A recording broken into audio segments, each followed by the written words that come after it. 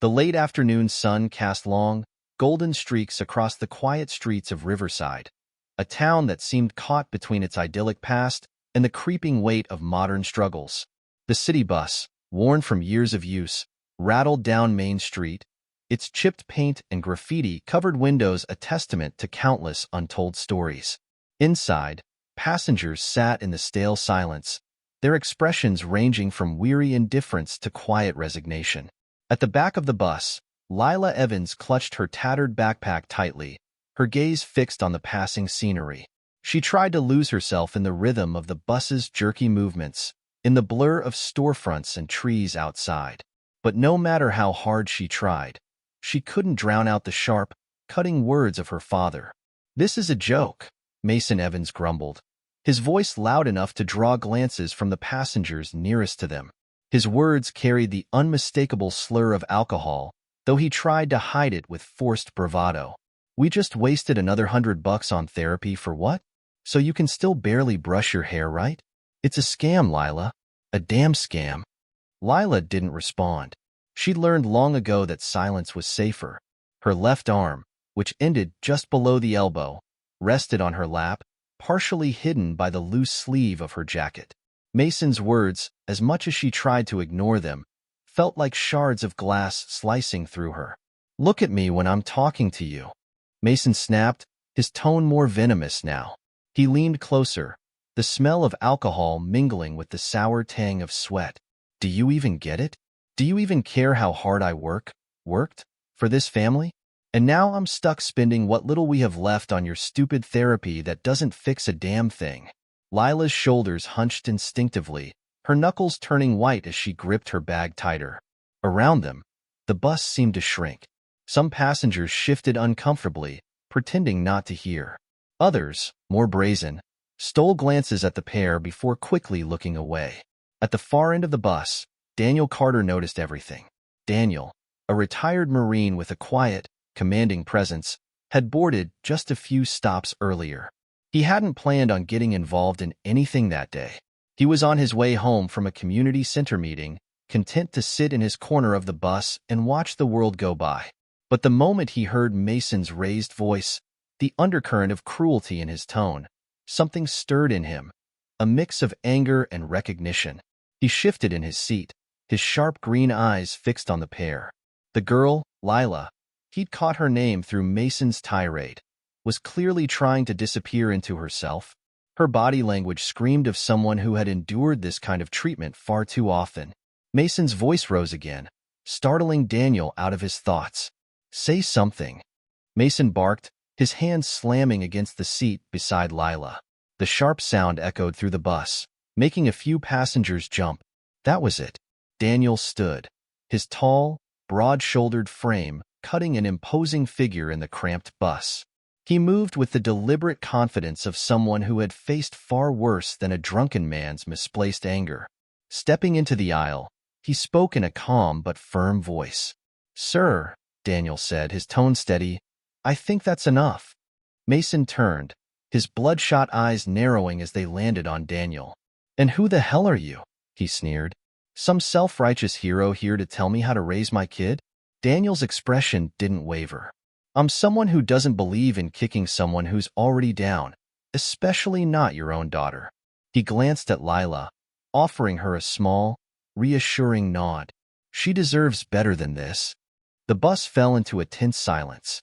All eyes were now on Mason and Daniel, the other passengers too intrigued, or too scared, to look away. Mason stood abruptly, wobbling slightly as the bus hit a small bump. He loomed over Daniel, though his unsteady movements undercut any intimidation. "You don't know me," he spat. "You don't know a damn thing about us." "I know enough," Daniel replied evenly, his gaze unwavering. "I know that whatever frustration you're feeling, it's not her fault. And I know that yelling at her won't solve anything." Mason laughed bitterly, his breath reeking of stale vodka. "You think you're some kind of saint? You don't know what it's like to lose everything. To work your whole life for nothing, and then have it all ripped away." Daniel's jaw tightened, but he didn't rise to the bait. "I know it's hard," he said carefully, "but whatever you're going through, she's not the one you should be taking it out on." For a moment, Mason said nothing. His face twisted into a mix of anger and shame, though the latter quickly gave way to defiance. With a dismissive wave, he grabbed Lila's arm and yanked her to her feet. "We're done here," Mason growled. "Come on, Lila." Lila hesitated, her eyes flicking to Daniel. In that brief glance, he saw a lifetime of pain and quiet resilience. But just as quickly, she looked away, letting Mason drag her toward the bus doors. As they stepped off, Mason threw a final parting shot over his shoulder. "Mind your own damn business next time, soldier boy." The doors hissed shut, and the bus rumbled forward. Daniel returned to his seat, his mind racing. He'd seen men like Mason before. Men who let their anger and regret consume them, turning them into something toxic. But it wasn't Mason that stayed with him. It was Lila. Her silence, her bowed head, the way she clutched her backpack as though it were a lifeline. Daniel had been trained to assess situations quickly, and everything about Lila screamed that this wasn't an isolated incident. He stared out the window, watching as the pair disappeared into the distance. The feeling gnawed at him, deep in his gut. He'd intervened for now, but something told him the battle wasn't over. Not by a long shot. The Evans' small house sat at the end of a quiet cul-de-sac, its peeling paint and overgrown lawn blending into the neglected row of similar homes. Lila walked behind Mason, her head bowed, her small backpack hanging limply from one shoulder. The echoes of the confrontation on the bus still lingered in her mind, Daniel Carter's calm but firm words standing in stark contrast to her father's venomous tirade. "Hero," Mason muttered as he fumbled with the front door, his tone dripping with sarcasm. "Thinks he knows everything about us. Thinks he's better than me." Lila didn't respond. She slipped inside quietly, moving quickly toward the stairs. If she could get to her room before Mason turned his attention back to her, she might avoid the rest of his frustration. "Where do you think you're going?" Mason barked, his words slightly slurred. Lila froze on the bottom step, her hand gripping the banister. I was just going to do my homework." "Homework?" Mason scoffed. "That's rich. Like any of it matters. You think homework's gonna fix you? Make you normal?" Lila swallowed hard, keeping her back to him. "I'm trying, Dad," she said softly. "Trying," Mason repeated mockingly, plopping heavily onto the couch. He grabbed the remote and flipped on the television, the sound of a sports announcer filling the small living room. "You're always trying, but nothing ever changes, does it? It's always me picking up the pieces." The room fell into an uneasy silence. Lila gripped the banister tighter, willing her legs to move. Finally, she took the stairs 2 at a time, retreating into the safety of her bedroom. Inside, she leaned against the door, exhaling a shaky breath. Her room was small and sparsely decorated, but it was hers, a sanctuary of sorts. On the desk near the window sat her therapy worksheet, the pages covered with exercises designed to strengthen her remaining arm and improve her fine motor skills. She hated looking at it. Flopping onto her bed, Lila stared at the ceiling. Her thoughts drifted back to the man on the bus, Daniel. There had been something different about him, something steady and calm. He hadn't yelled or made her feel small. He'd simply spoken the truth, cutting through her father's chaos like a beam of light in the dark. For a brief moment, she allowed herself to wonder what life might be like with someone like Daniel in her corner. Meanwhile, across town, Daniel sat at his modest kitchen table, nursing a cup of coffee. The faint hum of the refrigerator was the only sound in the room. He stared out the window at the fading evening light, replaying the scene from the bus in his mind. He couldn't stop thinking about Lila, her hunched shoulders, her averted gaze, the way she seemed to fold in on herself every time Mason spoke. It reminded him of someone he hadn't thought about in years. Himself? Daniel had grown up in a home, much like the one he imagined Lila lived in now. His father had been a hard man, quick with his fists and even quicker with his words. For years, Daniel had borne the brunt of his father's anger, shielding his younger sister, Melissa, as best he could. But he hadn't been able to protect her forever. He shook his head, forcing the memories back into the box where he kept them buried. He was no stranger to pain, but what he couldn't stomach was the idea of someone as young as Lila enduring the same. Picking up his phone, Daniel scrolled through his contacts until he found the number for a friend who worked with a local community outreach program. After a moment's hesitation, he pressed call. "Hey, this is Daniel Carter," he said when the voice on the other end answered. "I've got a situation I think you should know about." Back at the Evans house, Mason sat slumped on the couch, an open bottle of beer in his hand.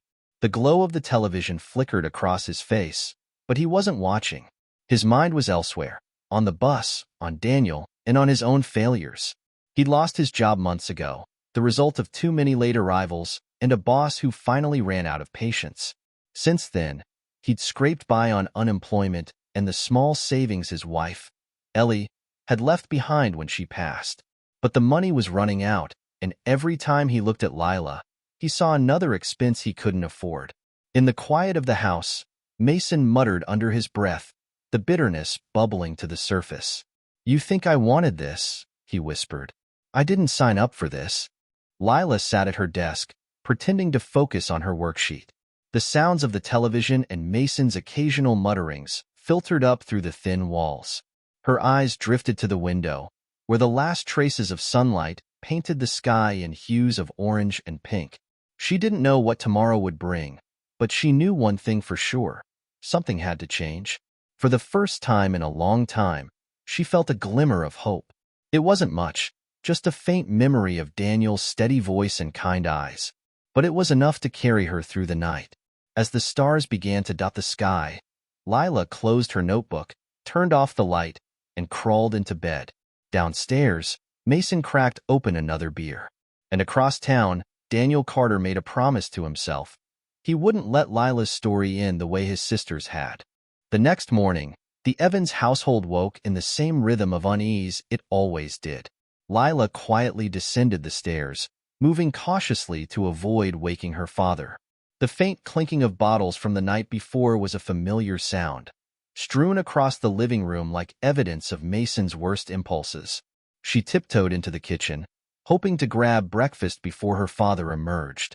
But Mason was already there. He sat slouched at the table, his eyes bloodshot, his face shadowed with the stubble of someone who hadn't cared enough to shave. A half-empty cup of coffee sat in front of him, though the unmistakable scent of whiskey lingered in the air. "Morning," Mason muttered without looking up. Lila froze. Experience had taught her to tread carefully during moments like this. "Good morning," she said softly, keeping her movements slow and deliberate as she reached for a slice of bread. "You going to school today?" Mason asked, his voice rough. "Yes," Lila replied, glancing at him from the corner of her eye. "I have a math test." "Math test," Mason echoed, chuckling bitterly. "Bet that'll get you far, huh? Don't waste your time, kid. It's not like they'll let someone like you go anywhere." The words stung, even though she'd heard similar ones before. Lila bit her lip, keeping her focus on buttering the bread in front of her. "What?" Mason snapped when she didn't reply. "Got nothing to say? You think I'm wrong?" "No, Dad," Lila said quickly, her voice trembling. I don't know." Mason's eyes narrowed, but before he could push further, the sound of a car horn broke the tension. Lila's school bus had arrived. "I'll see you later," she said, grabbing her backpack and bolting for the door. At school, Lila's day passed in a haze. The math test she'd mentioned came and went, but she barely remembered it. Her thoughts were consumed by the tension at home, by the nagging fear that Mason's anger was building to something worse. By lunchtime, she sat alone at the far end of the cafeteria, picking at her sandwich. She watched as other kids laughed and joked, their lives seemingly untouched by the kind of burdens she carried. "Mind if I sit here?" a voice asked. Lila looked up to see her classmate, Zoe Torres, standing there with a tray of food. Zoe was one of the few students who had ever shown kindness to Lila, though they weren't exactly close friends. "Sure," Lila said, offering a small smile. Zoe plopped down, unwrapping her burger. "You look like you've got the weight of the world on your shoulders," she said casually. Lila hesitated, unsure how to respond. "It's nothing," she mumbled. Zoe glanced at her, skeptical. "Doesn't look like nothing. You know, you can talk to me if you want. No judgment." For a moment, Lila considered opening up. But the thought of explaining her home life, of admitting just how bad things were, felt too overwhelming. "Thanks," she said instead, forcing a smile. Zoe nodded, not pushing further. But as they sat together in silence, Lila felt a small flicker of comfort she hadn't expected. Across town, Daniel Carter sat in the office of Sarah Hayes, a social worker he'd known for years through his community work. The walls were lined with books and case files, the desk cluttered but organized.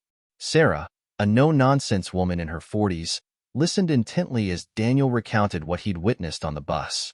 "She's just a kid," Daniel said, his voice tight with frustration, "and it's clear her father is not in a good place.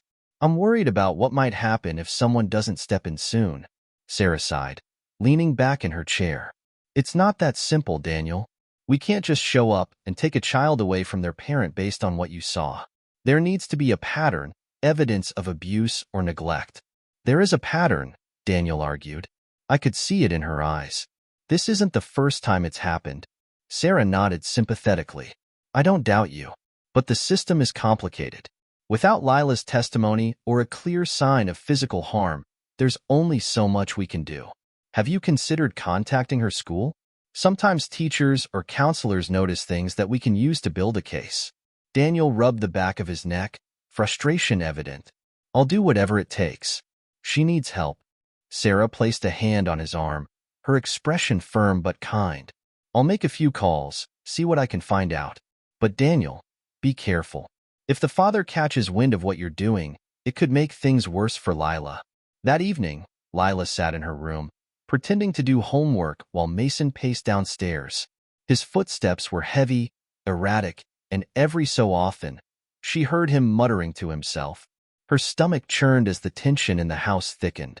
She thought of Daniel again, of his steady voice and the way he'd looked at her, not with pity, but with genuine concern. Suddenly, Mason's voice boomed from the living room. "Lila, get down here." She froze, her heart pounding. Slowly, she got up and made her way down the stairs. Mason stood by the couch, his face flushed, holding an empty bottle. "You didn't clean up after yourself this morning," he snapped, waving the bottle accusingly. I didn't leave that there," Lila stammered, glancing at the pile of bottles scattered around. "Are you calling me a liar?" Mason roared, taking a step toward her. "No, I'm sorry," Lila said quickly, backing away. The look in Mason's eyes was darker than she'd ever seen. Her breath hitched as he raised his hand, and for a terrifying moment, she thought he might strike her. But instead, he hurled the bottle against the wall, the glass shattering with a deafening crash. "Go to your room," Mason growled, his voice low and dangerous. Lila didn't hesitate.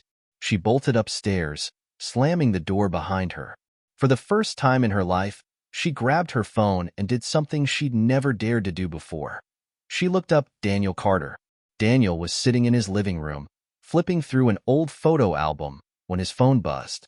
A text from an unknown number appeared on the screen. "It's Lila. Can you help me?"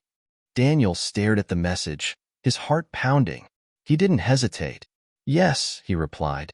"Tell me everything." The night after Lila sent her message to Daniel, she lay awake in her room, her thoughts racing. A part of her felt terrified. What if her father found out she'd reached out for help? But another part, the part that had been silently screaming for years, felt a small spark of hope. The faint glow of her phone screen illuminated her face as she stared at Daniel's reply. His words, simple but sincere, echoed in her mind. "Tell me everything." Taking a deep breath, Lila began typing. She told him about the years of verbal abuse, the mounting anger, and the nights she spent crying into her pillow. She mentioned how Mason would rage about the cost of her therapy and how she felt like a constant burden. Daniel's response came quickly. "Lila, you are not a burden. None of this is your fault. I'll help you, but I need you to trust me."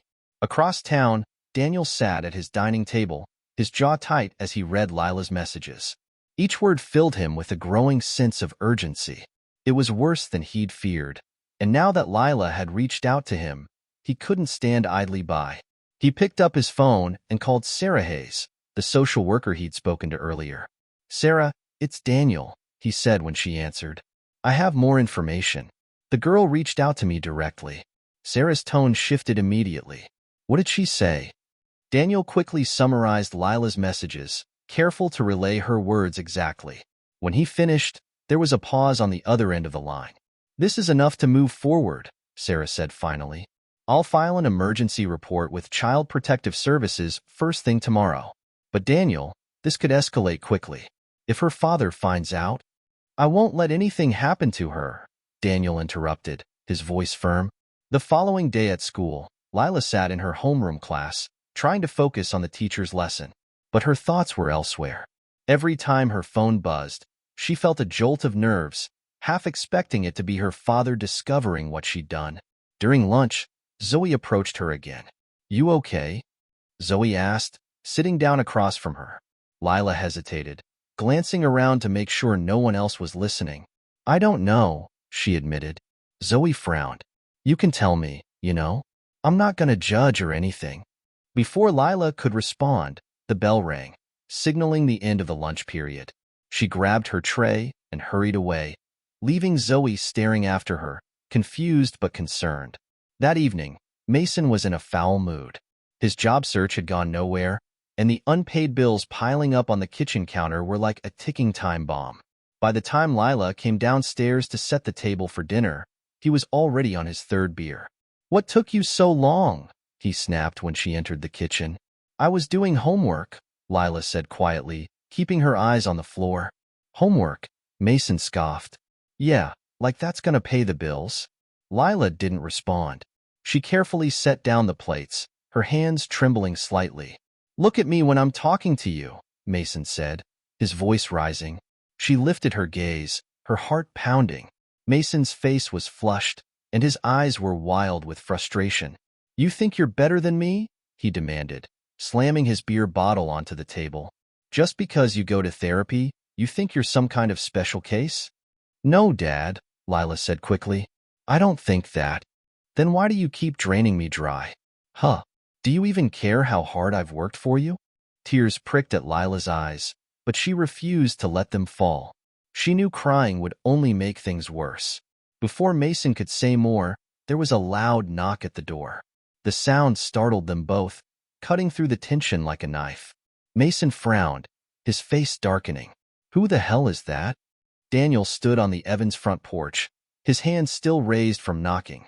Beside him was Sarah Hayes, her professional demeanor unshaken by the gravity of the situation. When the door opened, Mason stood there, his expression a mix of confusion and suspicion. Who are you? He demanded. Mr. Evans, my name is Sarah Hayes. I'm a social worker with the county, Sarah said, her tone calm but firm. We're here to check on Lila. Mason's eyes narrowed. What do you mean, check on her? She's fine. She's my daughter, and I take care of her. Daniel stepped forward, his gaze steady. We've received reports of concerns about her well-being. We'd like to speak with her, Mr. Evans. Mason's face turned red, and he stepped into the doorway, blocking their view inside. Reports? From who? Who's been sticking their nose into my business? Mr. Evans, Sarah said, her voice sharp, please calm down. We're only here to ensure Lila is safe. She's fine, Mason shouted, his anger spilling over. This is my house, and I don't need anyone telling me how to raise my kid. Lila appeared at the top of the stairs, her heart racing as she peeked down at the scene. She saw Daniel standing tall beside the social worker and felt a mixture of fear and relief. Lila, Mason barked, catching sight of her. Get back in your room. She doesn't have to, Daniel said, his tone unyielding. Lila, it's okay. You can come down. Mason turned on Daniel, his fists clenched. You don't get to tell her what to do. Sarah took a step forward. Mr. Evans, if you don't allow us to speak with her, we'll have no choice but to escalate this matter legally. For a moment, Mason looked like he might lash out. His chest heaved, his fists trembling at his sides. But then he stepped back, his jaw tight. Fine, he growled. Talk to her, but make it quick. Lila descended the stairs slowly, her legs feeling like lead. When she reached the bottom, Daniel crouched slightly to meet her eye level. Hey, Lila, he said gently. It's okay. We're here to help. Lila looked from Daniel to Sarah, then back to her father, who stood glowering in the corner. Her voice was barely above a whisper when she spoke. "I'm scared," she admitted. Daniel nodded, his expression softening. "You don't have to be scared anymore. We're going to make sure you're safe." For the first time in years, Lila felt like someone was truly listening. Lila sat in the back seat of Sarah Hayes's car, her hands clasped tightly in her lap. The ride away from her home had been silent, except for Sarah's occasional reassurances that everything would be okay. Daniel had stayed behind, speaking with the officers who arrived shortly after Sarah's call for backup. "Where are we going?" Lila finally asked, her voice small but steady. Sarah glanced at her through the rearview mirror. "For now, we're taking you to a safe house, a temporary foster family. They've worked with kids in situations like yours before. You'll be safe there." Lila nodded but said nothing. Safe. The word felt foreign to her, almost impossible to believe. Back at the Evans home, Daniel stood on the front lawn as the officers finished their report. Mason had been subdued, though his words had been sharp and full of venom as the police explained the situation. He had denied everything, of course, but Daniel knew they had enough to warrant further investigation. "You've done the right thing," one of the officers said, clapping Daniel on the shoulder before heading to his patrol car. Daniel didn't feel like a hero. He glanced back at the house, its peeling paint and broken shutters a symbol of the decay that had festered within. A part of him felt for Mason, not for his actions, but for the man he might have been before life took its toll. But his focus was Lila now. She deserved more than this. At the safe house, Lila was introduced to the Thompsons, a kind middle-aged couple who welcomed her with warm smiles and a plate of homemade cookies. Mrs. Thompson knelt to Lila's level, speaking softly. "This is your room for as long as you need it," she said, leading Lila down a hallway to a small but cozy bedroom. "If there's anything you want, books, clothes, even snacks, you just let us know, okay?" Lila nodded, her throat too tight to respond. As the door closed gently behind her, she sat on the edge of the bed, staring at the unfamiliar surroundings. For the first time in a long while, she allowed herself to breathe deeply. The next morning, Daniel met with Sarah at the county office to discuss the next steps. "She's safe for now," Sarah said, sifting through papers on her desk. "But the road ahead isn't going to be easy. Mason's going to fight this. Men like him always do. And while we have enough to keep her out of his custody temporarily, we'll need more if we want to make it permanent." "What can I do?" Daniel asked, his voice firm. "Support her," Sarah replied. "Be a constant presence. She trusts you, and she'll need that. But we also need witnesses, teachers, neighbors, anyone who's seen or heard anything that can corroborate Lila's story." Daniel nodded, already forming a plan in his mind. At school, Lila's absence didn't go unnoticed. Zoe Torres asked around, her concern growing when no one seemed to have answers. Finally, she approached their homeroom teacher, Mrs. Delgado, who hesitated before responding. "She's fine," Mrs. Delgado said, her tone cautious. "She's dealing with some things right now." Zoe frowned but didn't push further. Instead, she decided to text Lila, hoping for a response. That evening, Lila sat in her new room, staring at her phone. The messages from Zoe sat unread, but Daniel's texts brought her comfort. He had sent her updates throughout the day. "Spoke with Sarah. We're working on everything. I'm here if you need anything. You're doing great, Lila. I'm proud of you." She reread those words over and over, letting them anchor her in a sea of uncertainty. Daniel spent the next few days tirelessly gathering support. He spoke with Lila's school counselor, who admitted she'd noticed signs of neglect but hadn't felt she had enough evidence to act. A neighbor recounted hearing Mason's shouting late at night and seeing Lila's bruised demeanor on multiple occasions. Piece by piece, Daniel built the case, each new story painting a clearer picture of the life Lila had endured. At the same time, Lila began to open up to the Thompsons. Mrs. Thompson, a retired teacher, encouraged Lila to explore new hobbies, introducing her to painting and journaling as ways to process her emotions. Slowly, Lila began to feel a flicker of hope. One evening, Mrs. Thompson handed her a pamphlet. "It's about prosthetics," she said gently. "I know it's a lot to think about, But if it's something you're interested in, we can look into it. Lila stared at the pamphlet, her fingers tracing the pictures of artificial limbs. For years, she dismissed the idea as impossible, a dream her father's anger had crushed. But now, for the first time, it seemed like a real possibility. The turning point came a week later when Lila met with a caseworker to give a formal statement. Daniel was there, sitting beside her as she recounted her story. It was bad for a long time, Lila admitted, her voice trembling, but it got worse after my mom died. He started drinking more. He started saying it was my fault, that I was too expensive. She hesitated, tears pooling in her eyes. Daniel placed a comforting hand on her shoulder. Take your time, he said softly. Lila took a deep breath and continued, her words spilling out like a flood.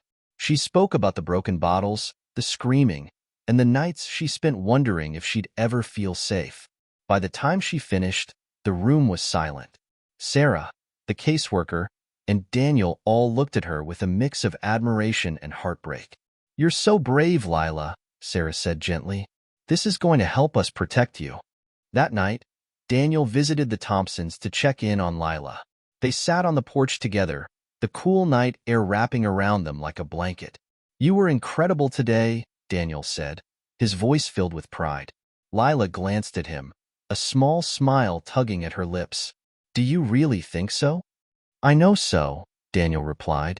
You've already come so far, Lila, and I promise we're going to keep fighting for you. For the first time in what felt like forever, Lila believed him. She wasn't just surviving anymore. She was starting to hope. The night air outside the Evans house was heavy and still, the kind of silence that precedes a storm. Daniel Carter sat in his car, parked a block away, his sharp eyes trained on the darkened windows of the modest two-story home. He had spent hours debating whether to intervene further, but Lila's desperate text left no room for doubt. He wasn't leaving until he was sure she was safe. He checked his phone. Sarah Hayes, the social worker, had just confirmed that Law Enforcement and Child Protective Services, CPS, were en route. Daniel felt a mixture of relief and tension. It wouldn't be long now. Farther down the street, the faint wail of sirens broke the oppressive quiet. Red and blue lights flickered in the distance, growing brighter with each passing second. Daniel stepped out of his car, watching as two police cruisers and a CPS vehicle pulled up in front of the Evans house. The officers moved with purpose, their flashlights cutting through the darkness as they approached the front door. Sarah emerged from her car, clipboard in hand, her calm but commanding presence a stark contrast to the chaos that was about to unfold. Inside the house, Mason stirred on the couch, the sound of sirens dragging him from a fitful, drunken sleep. His head throbbed, and the taste of stale beer lingered on his tongue. The sharp knock at the door jolted him upright. "What the hell is going on?" he muttered, stumbling toward the door. He opened it a crack, squinting against the glare of a flashlight. "Mr. Evans," said the lead officer, his tone firm but professional. "We've received reports of a domestic disturbance. We need to speak with your daughter." Mason's face twisted into a scowl. "She's fine. You've got no right to be here." "This is an emergency protective order," the officer replied, holding up a court document. "We're here under legal authority to ensure Lila's safety. Please step aside." Mason's grip on the door tightened. "She's my kid. You don't get to take her away." "Mr. Evans," Sarah interjected, stepping forward, "we're here to help. If there's been a misunderstanding, we'll address it, but we need to confirm that Lila is safe." Mason's eyes flicked to Sarah, then to the officers. His face reddened, his frustration and fear bubbling over. "This is harassment," he spat. "Some idiot's been feeding you lies. My daughter's fine. She doesn't need you." "Sir," the officer said, his tone hardening, "step back now, or we'll be forced to act." Mason's eyes darted toward the staircase, where Lila stood halfway down, her face pale and her eyes wide with fear. "Lila!" Mason barked. "Tell them they're wrong.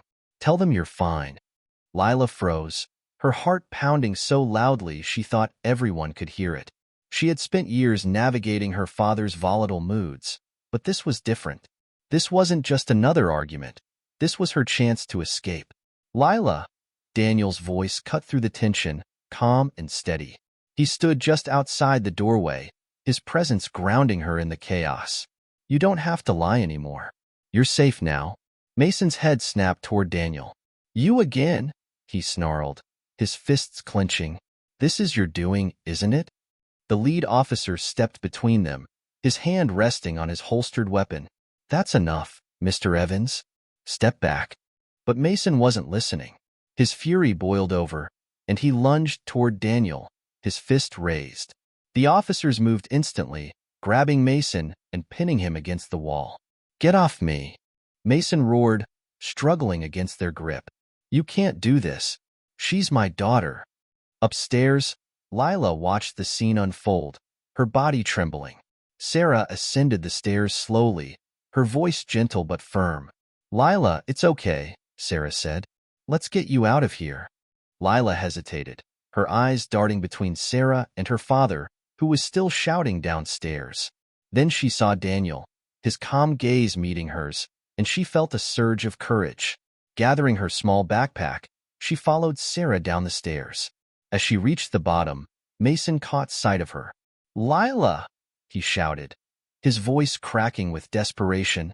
Tell them this is all a mistake. Lila stopped, her chest tightening as she met his eyes. For a moment, she saw a glimpse of the father he used to be, the man who had once told her bedtime stories and cheered her on at school events. But that man was gone, buried under years of anger and alcohol. No, Dad, she said quietly, her voice steady despite the tears streaming down her face. I can't do this anymore. Mason's face fell, his struggles ceasing as the officers led him out the door. Outside, Daniel waited as Lila emerged, clutching her backpack like a lifeline. When she saw him, her tears returned, and she ran to him, throwing her arms around his waist. You're safe now, Daniel said, his voice soft but firm. It's going to be okay. Sarah joined them, her expression a mixture of relief and determination. Lila, we'll take you to a safe place tonight. From here on, you'll have the support you need. As Lila nodded, the weight of years of fear began to lift from her shoulders. She looked at Daniel, her voice small but filled with gratitude. Thank you, she whispered.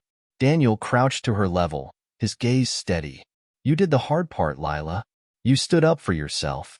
That's the bravest thing anyone can do. The street grew quiet again as the police cars drove away, taking Mason with them. Lila sat in the CPS vehicle with Sarah, her face pressed against the cool glass as she watched the house grow smaller in the distance. For the first time in as long as she could remember, she felt a glimmer of hope. Her journey wasn't over. It was just beginning, but she wasn't alone anymore.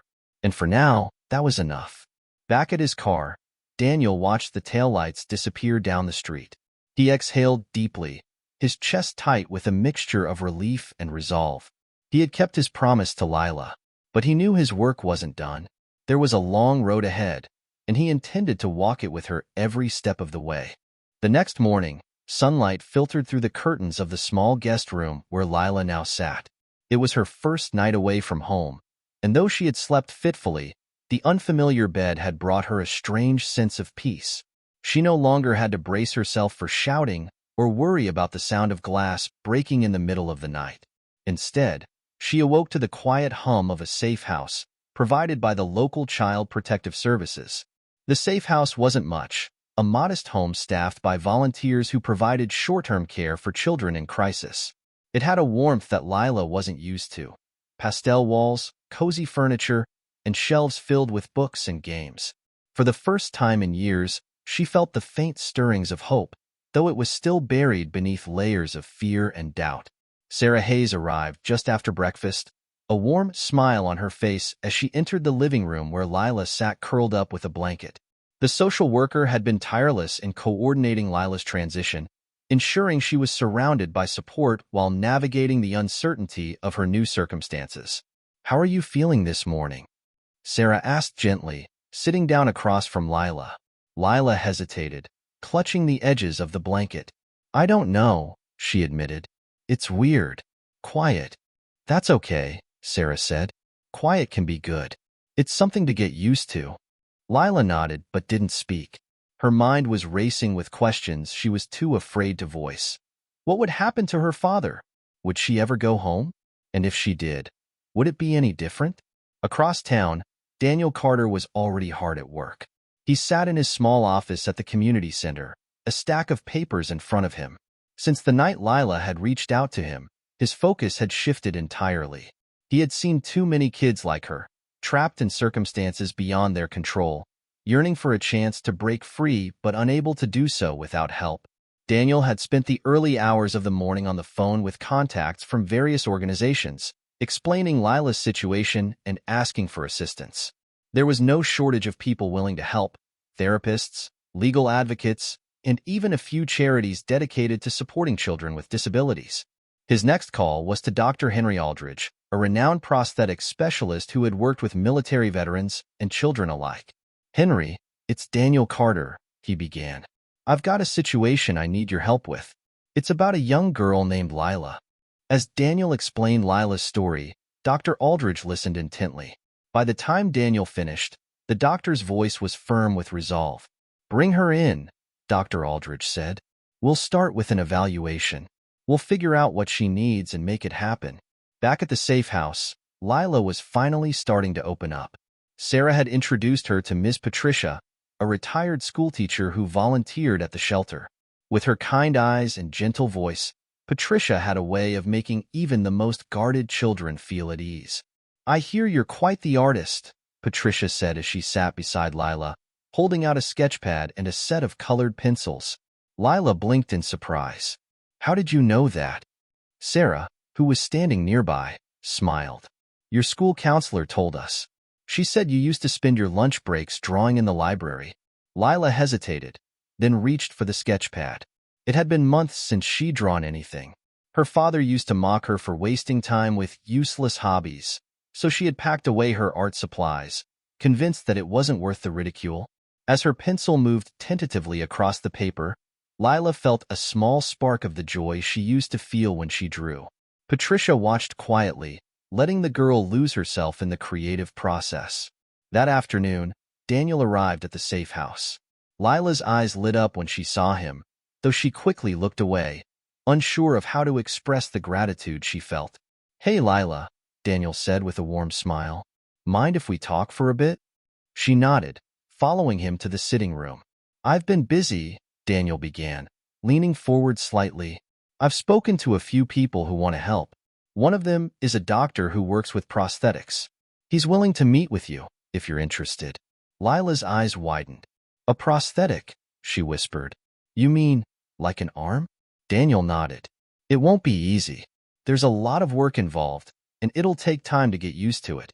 But if it's something you want, we can make it happen." Lila's heart raced. For years, she had pushed aside the idea of a prosthetic, convinced it was an unattainable dream. But now, for the first time, it felt like a real possibility. I think I'd like that," she said softly. "Good," Daniel said.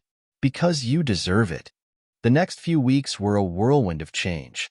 Lila attended therapy sessions arranged by Sarah, where she began to unpack the years of trauma she had endured. Her therapist, Dr. Miriam Blake, was patient and understanding, creating a safe space for Lila to express herself. "It's okay to feel angry," Dr. Blake told her during one session. "What you went through wasn't fair, and it's normal to feel upset about it." Lila nodded, though her feelings were still a tangled mess. She wasn't just angry. She was sad, confused, and even guilty. A part of her missed her father, despite everything. Meanwhile, Daniel accompanied Lila to her first appointment with Dr. Aldridge.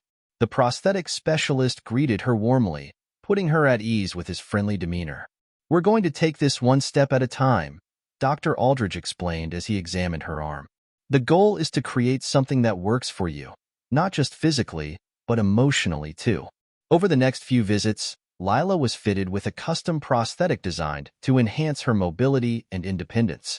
The process was challenging, but Lila tackled it with determination, inspired by the encouragement she received from Daniel, Sarah, and her new support system. As Lila began to rebuild her life, Mason faced the consequences of his actions. He was required to attend court-ordered rehabilitation and parenting classes, with the understanding that his progress would determine his future involvement in Lila's life. In one of his first sessions, Mason sat across from a counselor who didn't shy away from the hard truths. "You've caused a lot of pain," the counselor said.